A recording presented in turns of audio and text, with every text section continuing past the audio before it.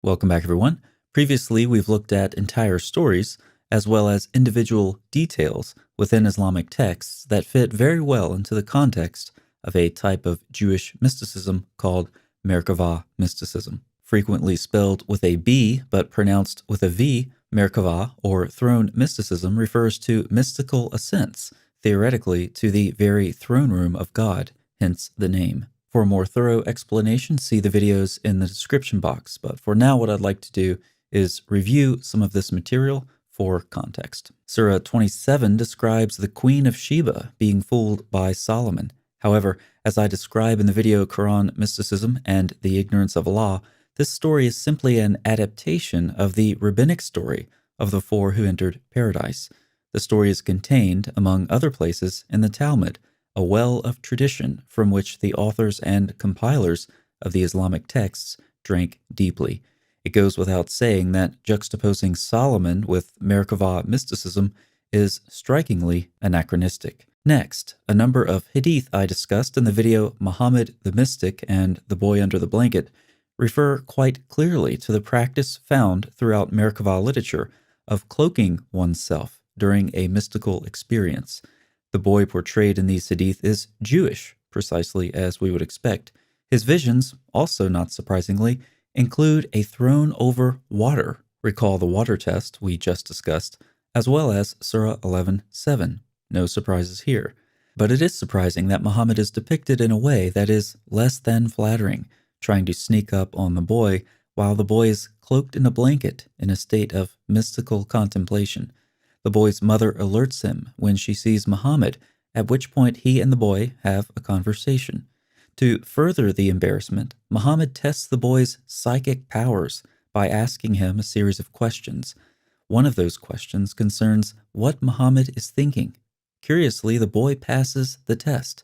Muhammad, apparently quite surprised, is challenged by the boy to testify to his apostleship. Muhammad's response is vague and less than impressive. So far, we've reviewed a couple of things. We've seen a clear repurposing of the water test. We've seen increased mental psychic abilities, a cloaked individual having a revelatory experience. And just to clarify, one function of the cloaking or the covering was to protect the individual from the radiance of supernatural beings encountered on the mystical journey. And finally, we don't have any time to review the mystical background to Surah 20, but that's a very relevant video in this context as well, so I'll just mention it in passing. Again, links are in the description box. Mysticism is therefore an important part of the cognitive environment of some Islamic texts. That's the end of our review. Now, there is some disagreement in the traditional narrative about which Surah Muhammad received first. While many argue for Surah 96, at least some companions asserted that Surah 74 may have formed part of the first revelation. Regardless of which one it was, the same hadith are generally cited as the traditional background to Muhammad's first mystical experience. The hadith in Bukhari is very long, and it's also well known, so we'll just use the summarized version from the Study Quran. The Messenger of God said, "I passed a month at Mount Hira, and when my stay came to an end, I came down. While I was walking, I heard a voice from the sky. I looked up toward the sky, and behold, I saw the same angel who came to me in the cave of Hira, sitting on a stool between the sky and the earth. I was so terrified by him that I fell down on the ground. Then I went to my wife and said, 'Cover me, cover me.' They covered me, and then God revealed." Surah 74, 1-5. Let's add that to another hadith which also emphasizes covering, though it does so to address the problem of jealousy so prominent among Muhammad's wives. "Revelation has never come to me under the blanket of any of you apart from her," namely Aisha. And of course, 2 surahs in the Quran begin by addressing a cloaked messenger. Note that we have an angel, a revelatory experience, and the urgency of being covered. While explanations have been sought individually for each of these details, especially the covering, all of them together fit very neatly into the context of Jewish mysticism. In fact, not only are we able to point to isolated adaptations of Merkavah mysticism in places like Surah 20, where the golden calf moves, or the water test in Surah 27.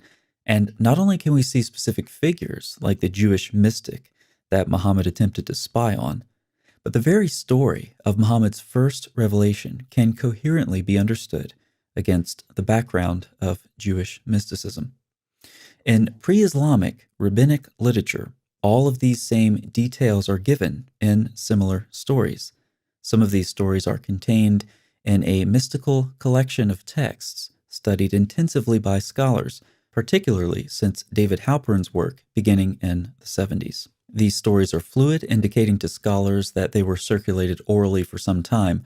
While this story exists in other texts like the Tosefta and the Palestinian Talmud, here's the version preserved in the Babylonian Talmud. It's lengthy, so I'll summarize. A student asked his teacher, Yohanan ben Zakkai, to expound the Merkavah to him. His teacher refused, using a typical response. Only a sage expounds the Merkavah. This challenges the student to expound it himself. At this point, the teacher dismounts, cloaks himself, and the show begins with spectacular results, including angels, and in some versions, trees that quite literally talk. Some of you will note that in the Hadith, trees also talk. And of course, finally, an angel speaks. The mystical experiences of these rabbis thus have striking parallels in the experiences of the Prophet of Islam himself. Now, let's explore two possibilities. First, the story of Muhammad's revelations in the Hadith are based in whole or in part on fact. In this case, the Prophet of Islam used Jewish mystical techniques to acquire his revelations.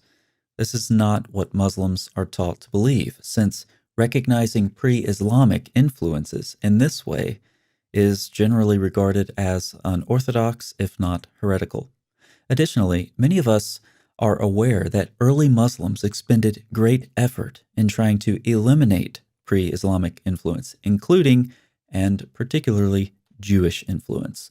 As such, they're forced to reject all such notions of pre-Islamic influence, choosing, of course, other reasons that are more in line with tradition. But many viewers may be wondering about a second possibility.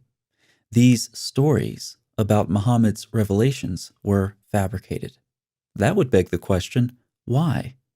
I think the answer is very simple, given the larger function that these and other similar stories served in Jewish literature. David Halperin comments on the unfortunate lack of detail about what's actually spoken by the rabbis in many of these mystical stories. But why do the narrators fail to tell us what Yohanan's disciples actually said about the Merkavah? Because it was not their purpose to tell us any such thing. What they wanted was to show the wondrous greatness of the ancient sages. If the function of these stories was preserved along with them as they were integrated into Islamic sources, then the purpose of such stories is clear.